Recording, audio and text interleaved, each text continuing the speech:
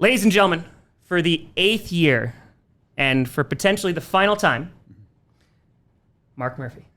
Mark, how you doing, man? I'm doing fine, Tom. Yeah, it's hard to believe it's been 8 years. Yeah, it's been a hot minute. Lot going on. We'll jump right into it. Sure. There's a draft clock down there in the lobby. Yeah. When you go to Austin Struble, there's a big old sign when you walk in. Yeah. A lot of construction going on as well. How are things going with the whole planning and preparing?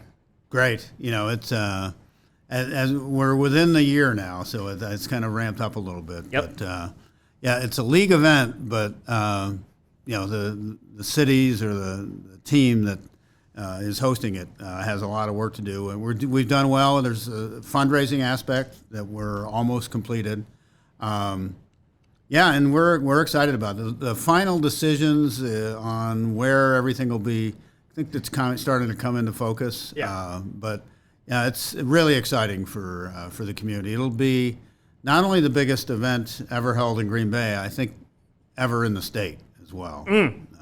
Lofty expectations, Yes. but I mean, it makes sense. I mean, it's because it's turned into such an event, Oh, too. my gosh, I mean, yeah. even Detroit, like Holy, I was like, okay, there's a lot of people that are Yeah. coming out. By day 3, a lot of tired people, but, you know, it's a great event. Yeah, it'll be for the 3 days over 250,000 people. Yeah, you know, double the population. It's fine. It's fine.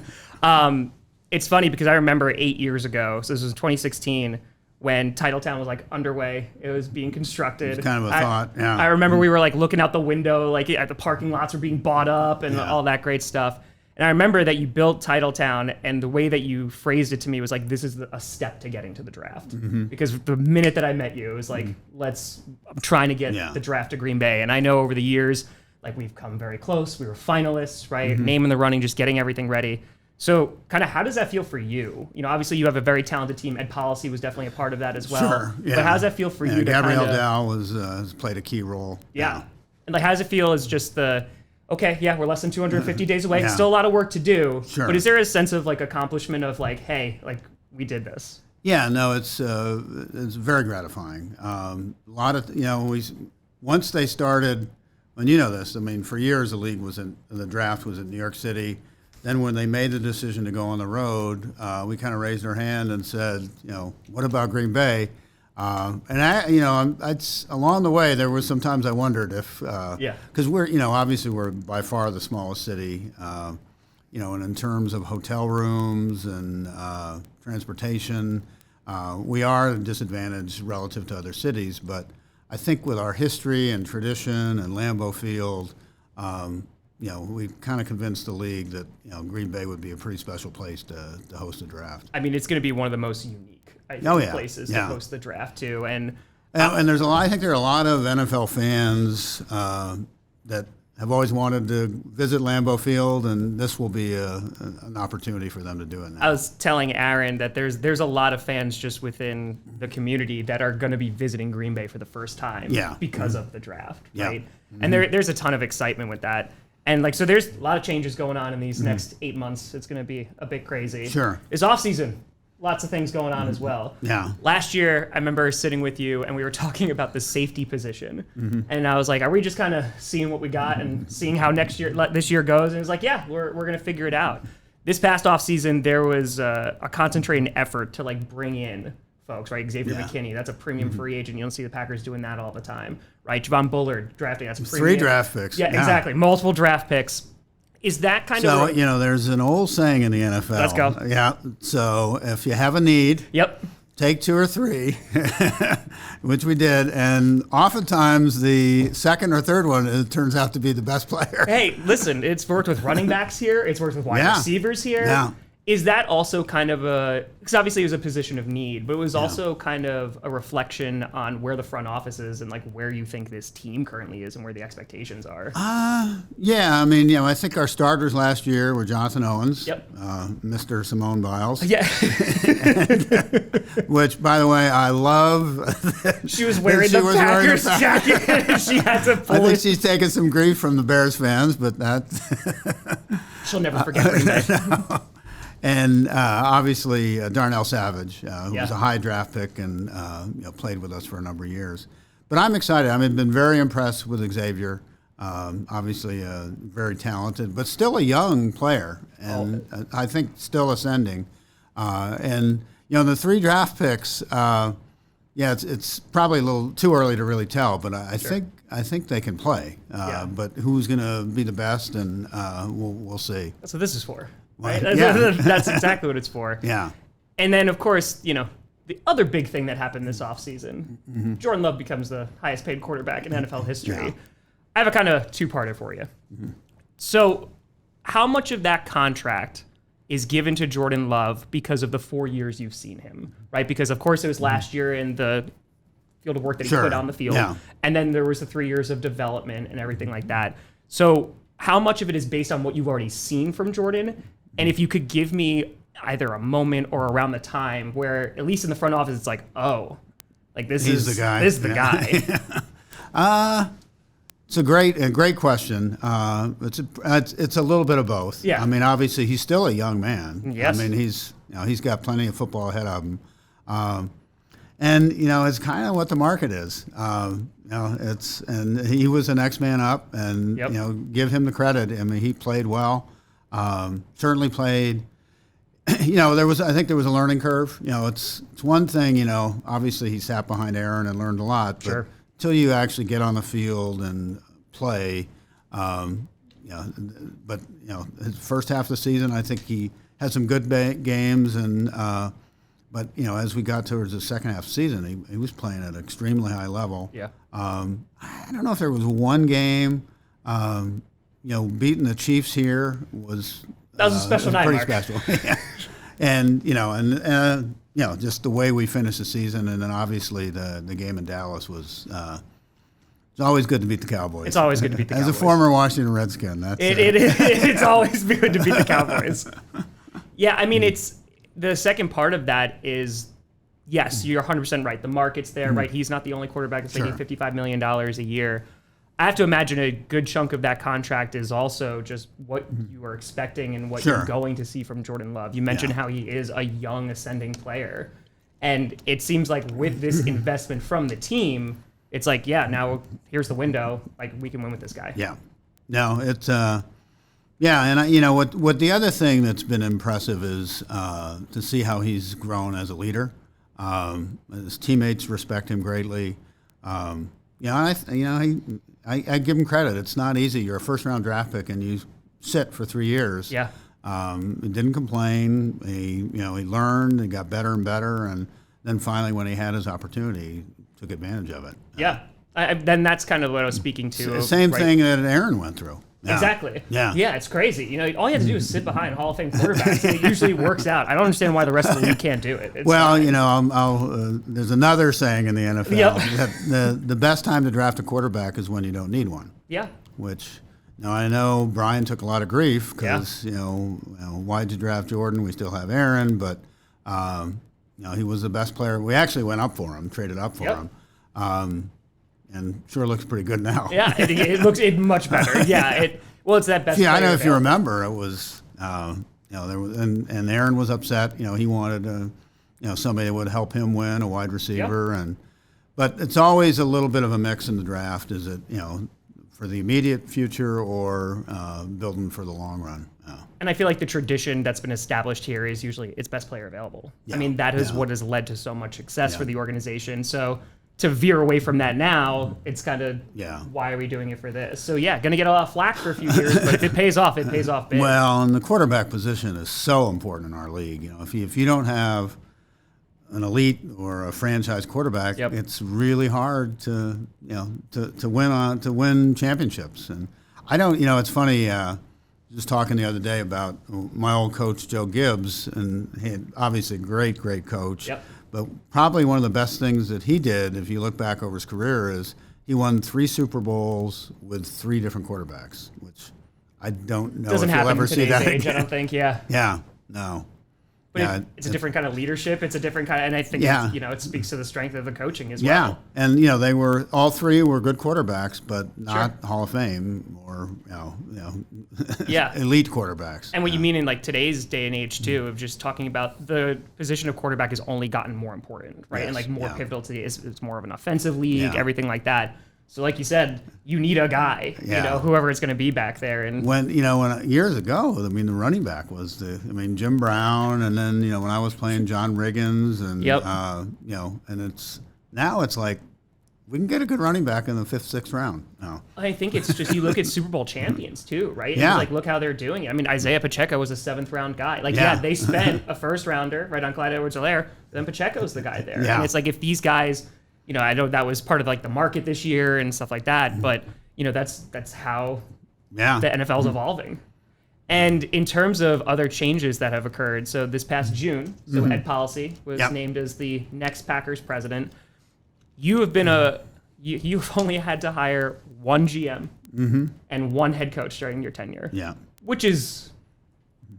That's pretty impressive, right? For the stability of and both are doing a good job. They're doing pretty okay. Yeah, they're doing all right. Yeah. How was that tribute process? to them? Yeah, exactly. Yeah. How was that process compared, like looking for that next president compared to, let's just say, a head coach, a GM? It's a great question. I'd say it was a process that starts much longer process, takes more time. Yes. Obviously, Ed and I are we're going to overlap for about a year, but I thought it was handled very well. Had a number, I think it was over 90 applicants, a number of strong candidates. I never heard back.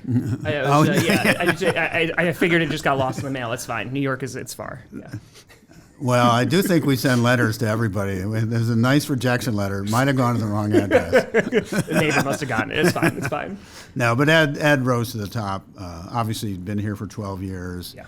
Got a great background in the league. And he'll do a great job, and I think transition will be relatively smooth. Yeah. And that was what I was going to kind of ask. Obviously, he's been with the team. This is his 13th year. Yeah. He's a pivotal role in Titletown. He's been working with you for a long, long time. Yeah. Besides his work with the Packers and what maybe fans have seen, just for his accolades and his accomplishments, in your mind, like what makes him suitable to be the next Packers president? Yeah. Well, obviously, as you mentioned, a great experience. I think people might not know the kind of his background. Kind of grew up around the NFL. His father was president of the 49ers and the Browns. He's worked in the league office. He was commissioner of the Arena Football League, so he's kind of seen all sides of it. And and I think for us, he's done a great job in a number of different areas. But he's been going to every league meeting since he got here, so I think that's really been helpful. And he's on a couple league committees already, and I anticipate that the league will want him to be actively involved in a number of different things going forward. Yeah, I mean, it seems like there's a lot of excitement, and it seems like this. Ed seems like someone who understands the culture here, understands like what's going on, and all that experience with the Packers too. I'm sure is going to suit him well. I want to ask because for you, training camp, at least for the public, is just wrapped up. Season is, as we're filming this, 2 weeks away. Yeah. How are you feeling? Like just about everything. Like has reflection started, or is it kind of no? I mean, everything is kind of the last. So, today we had our last welcome home luncheon, and so it. But I don't want to be a lame duck. I want to end things on a high note. Of course. And, I think we have an opportunity to have a very good season. And then with the draft coming up, there's a lot of things that are we want to make sure that we do well and of course benefits the organization. I think particularly when kind of getting through this season. I thought training camp went really well. Had great crowds. And knock on wood, we were, the weather was almost. Oh yeah, you couldn't complain about it. Yesterday was like one of the hottest, but it was and that was still. Yeah, we didn't have. We had one practice, I think, where it rained, and we were still able to practice. So it's been it was, and I. And then looking forward to the only home preseason game. That'll be fun. Yeah, having a joint practice here was pretty. I could tell our fans really loved especially a team like the Ravens, that one of the top teams in the league, and you don't see them very often. Yep, they got Packers got some buddies over there too. Like it was a good practice. It just the vibes were very high. No fights. No fights. Nothing like that. Lamar almost fell off a bike, but everything was fine. Everything's good. Yeah, I heard about that. Yeah, no. Well, he had his like a security guard running next to him. I don't know if that helped. I wish he was on the kid's bike too. It's just like you got to embrace the tradition there. That was. That was really, I'm not sure. I think that the Ravens reached out to us and said, we know about the bicycle tradition and we'd like to participate in it. It's so funny because I feel like for a long time that was a very Packers-centric thing in which Packers fans knew about it, right? If you had come to training camp, if you lived in Green Bay, it's like, of course you know about the bikes. I feel like over the years, just as it's become more public and well-known, more people and not necessarily fans of the Packers are finding about it. And you just love it. I mean, what is not to love about that? Just watching, I spent most of the time during the bicycle ride yesterday watching the Ravens and seeing their players. And the great thing is, there are a lot more kids on bicycles than players willing to ride bikes. Correct. So having the Ravens willing to do it was great. The other thing that kind of goes back when we had joint practice a few years ago with the Houston Texans. J.J. Watt kind of grew up a Packer fan. Yes, he did. And I think he might have been one of the bicycle kids when he was young. So it was kind of full circle for him. So I remember seeing him on the bicycle. It was a real treat. And especially, again, like if you're a team, which a lot of teams don't do that, you know what I mean, or like have that kind of tradition, like it's special, man. And you even saw a lot of Packers fans, of course. There was Ravens fans who were coming out, and they were traveling hours to get here, just to get a glimpse of the players walking. Because I think in Green Bay, the access, to the you have you get you get to see a part of the players that you never see, and kind of a sense of humor and having fun with kids, and it's just a great tradition, and really it highlights the connection that the Packers have with young children. But also, it helps us because, they end up becoming great fans, and down the road, they're going to be season ticket holders, and they're going to sign up for Peacock, and they're going to get they're going to get the Sunday ticket. It's because I think it also speaks to like the community aspect of this too, right? I mean, like, you can go shopping and you will see players like out shopping. Like that is a thing that happens. That doesn't happen in New York City. It does not happen in New York City. They're in New Jersey anyway, so it definitely doesn't happen. So actually, the Buffalo Bills are the only New York State team. Yep, that is very true. And what's funny too? Being to Buffalo a few times, that's like the one place I think that is close to comparable here. Of like the residential houses are right there. People park in the backyard. It's a tail. It's fantastic. So I don't know if you know, Tom. I grew up in Buffalo. Oh, I know. Oh, yeah. Oh, trust me, I know. Big Bills fan. Oh, Mark, listen, my friend, we did some work. We did. It's potentially the last interview. We did some deep dives. We got some newspaper clippings from the 70s. I went to the very first game ever played, and it was Rich State. I think it was called Rich Stadium at the time. And my father and I went, and they were playing the Washington Redskins in a preseason Who you would eventually play for. Yep. And we left about 4 hours before the game, and we got there in the beginning of the second quarter. Yeah. Nobody knew what to do, and it was crazy. Because the stadium there, it's a little isolated. It's in Orchard Park, New York, and not a lot of highways feeding it in, so it's taken a long time for people to figure out the best way to get to the stadium. And now they're building a brand new one across the street. Yeah. So I saw the pit. I saw the pit last year. Talking about a little bit on the reflection aspect of it. Sure. Right? Because I agree with you. I don't want it to be just like, last season, everything like that, because the season still has to be played, right? Sure. And there is work that is still needed to be done, and you're not just putting your feet up and going, all right, let's see what happens until July. So you were announced as the Packers president in December of 2007, right? You took over the 28th, I believe, if I'm not mistaken, in 2008. No.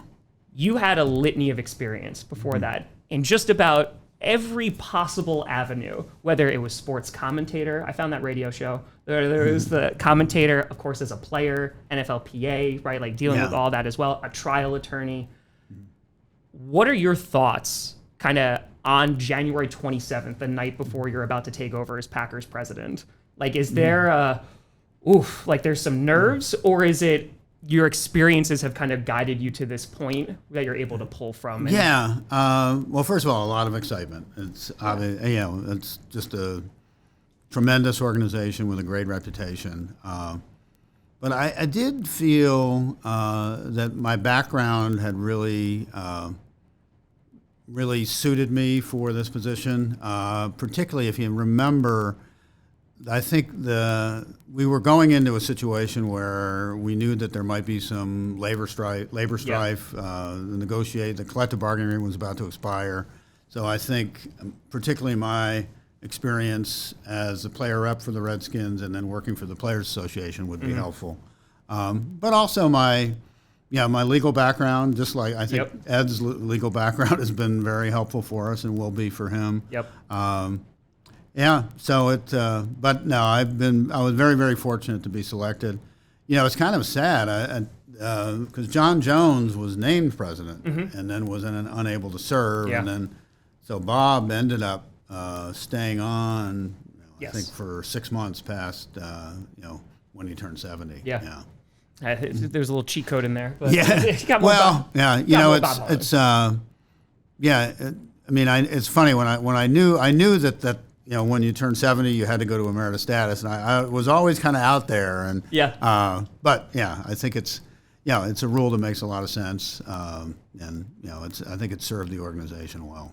It's funny because I remember from a few years ago, I think 3 years ago was the first time I brought this up, and I was like, at some point, right? And I remember asking you about legacy, and your response was like, I don't care. You're just like, I don't care in terms of it's not important to you, but you're like, you're going to let people write about that. It's not up to me. Yeah, it's not up to you. Yeah.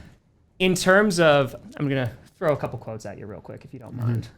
So, you were a director at Northwestern. Yeah. Right? So, Beth Combs, who was the basketball coach at the time, the women's basketball coach, she said when you got hired, I'm thrilled for Mark and his family. It's no wonder an organization of that stature would want a leader like Mark. And there were a lot of comments when you got hired about your leadership. What were some of the tenets that you kind of held true to when heading into this position of what you wanted, what kind of leader you wanted to be with this organization? Yeah. Well, I should say I hired Beth at Colgate first, and then so she's had a long history with her. But I think a lot of my leadership, that a lot of it is really based on my experience as an athlete. Whether it was three-time All-Star here, in high school, 10th in class. Okay, baseball, basketball, football. Yeah, Clarence Central High School. Yeah, but a number of people have shaped me. I mentioned before Joe Gibbs. I just was so fortunate. I was about halfway through my career. I was captain of the team when he came in as head coach, and just seeing him kind of establish his program, and not knowing that he would become a Hall of Fame coach. But another person who was really helpful to me was Fred Dunlap, who was he was my head football coach for my senior year, and just brilliant, great coach. And then he would end up being the athletic director at Colgate, and then I succeeded him. So he's been really helpful to me a number of different times throughout my career. It's just been very, very fortunate. But a lot of the leadership principles that I learned were from athletic coaches, and kind of lessons and life lessons that kind of stick with you. And George Allen was another one. He was a character, but I only had 1 year with him, but learned an awful lot. Oh yeah, I'm just kind of some of the different things, but he's another Hall of Fame coach, and he didn't like rookies, but I was fortunate enough to make the team. He still made it though. He was a coach. He once traded the same draft pick twice. That's how much he didn't like drafting rookies. Not the best, not the ideal, but listen, it's fine.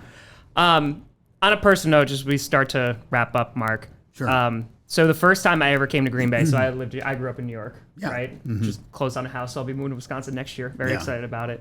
Oh yeah, great. Yeah, I'm very you happy. were in like New York City, not. It's about 45 minutes north of the city. Yeah. You were Fulton, so that's Yeah, Buffalo is like. Yeah, we're up. It's funny. A lot of people here that I say, "Oh yeah, I'm from Buffalo, New York." Oh, how's New York City? It's like no, it's 9 hours away. That's a long drive. Philadelphia is closer. Like, correct. Baltimore is closer to New York City than Buffalo. That's accurate. I remember the first time I came here just as a fan. Yeah. I had wanted to come to Lambeau. It was my favorite team since I was 6 years old. It was a Kmart across the street. It was not Titletown. Yeah. And at the time, you would wait outside the green gates over there, waiting for player autographs and stuff like that. And I went out there in August. I'm sunburned. I'm waiting for 8 hours. I got my mini helmets. My first time in Green Bay. How old were you then?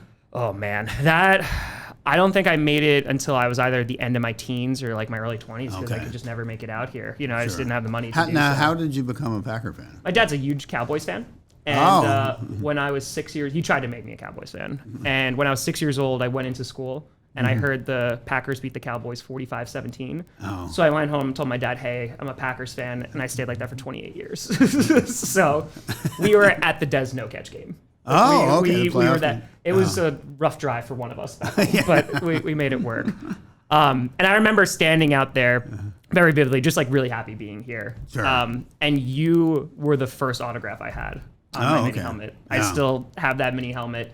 And the reason I bring that up is because I have witnessed it over the years, whether being here in person, hearing it from fans, hearing it from even employees like of the Packers. You don't turn fans down when it's a picture, whether it's a conversation, whether it's an autograph. And I'm just speaking personally, that had a major impact on me, how I go about interacting with people. And I'm curious, just from your perspective, is that something that goes along with the title of being Packers president, or is that something you brought with you or learned about? Well, I've always tried to sign as many autographs as possible. Yeah. But I do think, the Packer president, the position of Packers president, it's really a very public position, and and we're a team owned by the fans. So, in my mind, the fans take a high priority, and so signing autographs and taking pictures and meeting with them, really, I think it would be hard to be in the position and not. Do those type of things.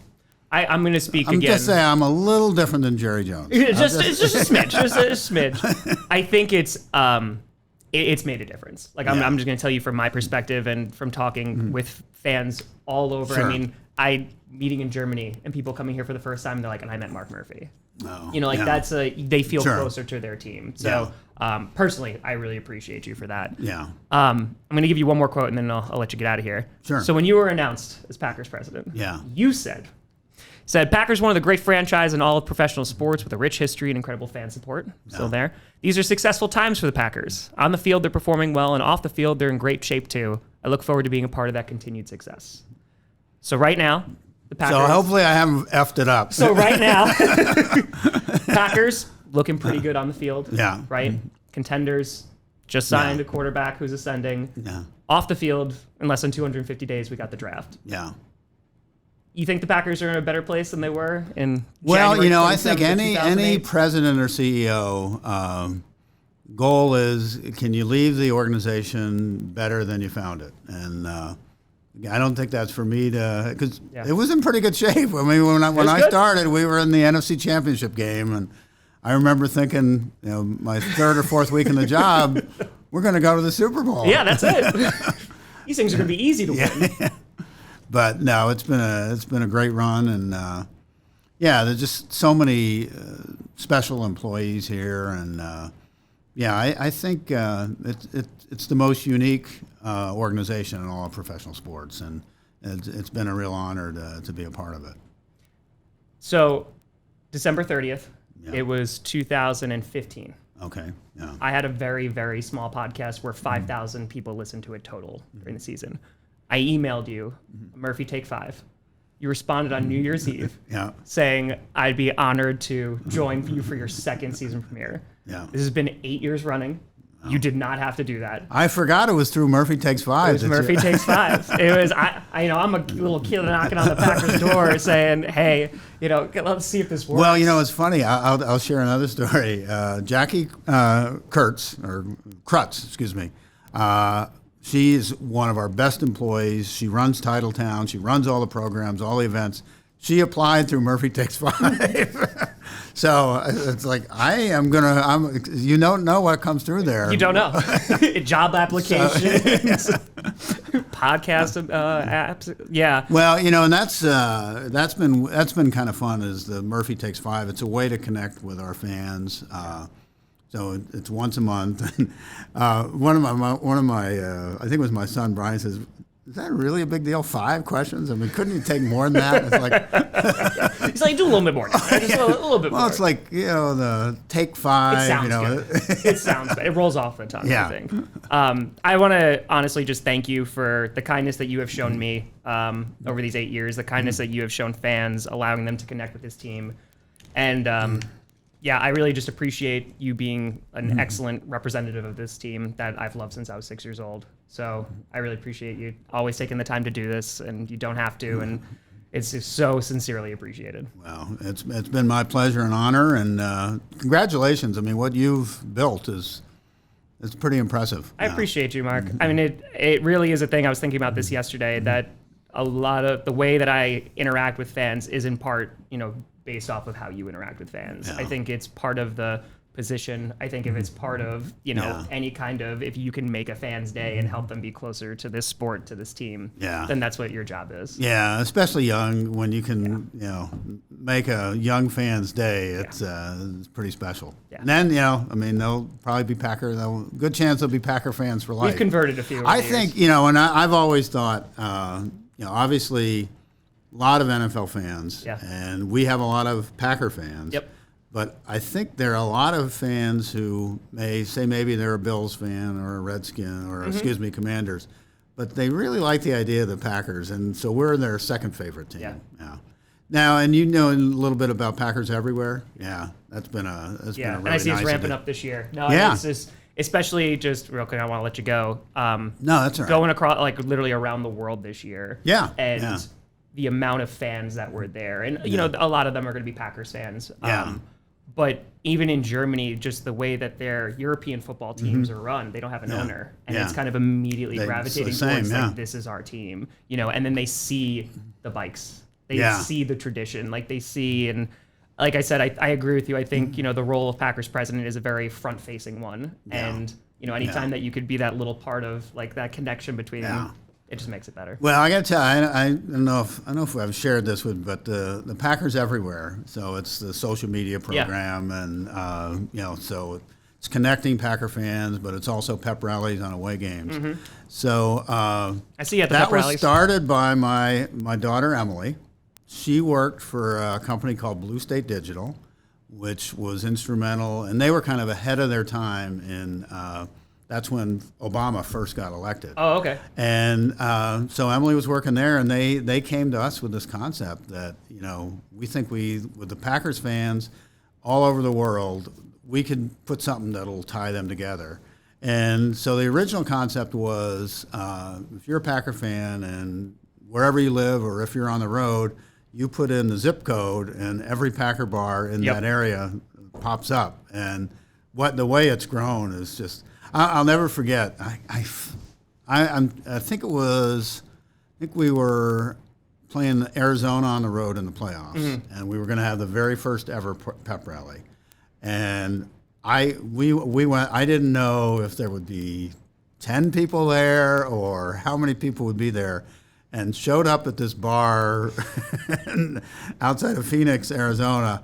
And the line wrapped all around the bar. It was unbelievable. Yeah. Yep. Were you there? You might have been there.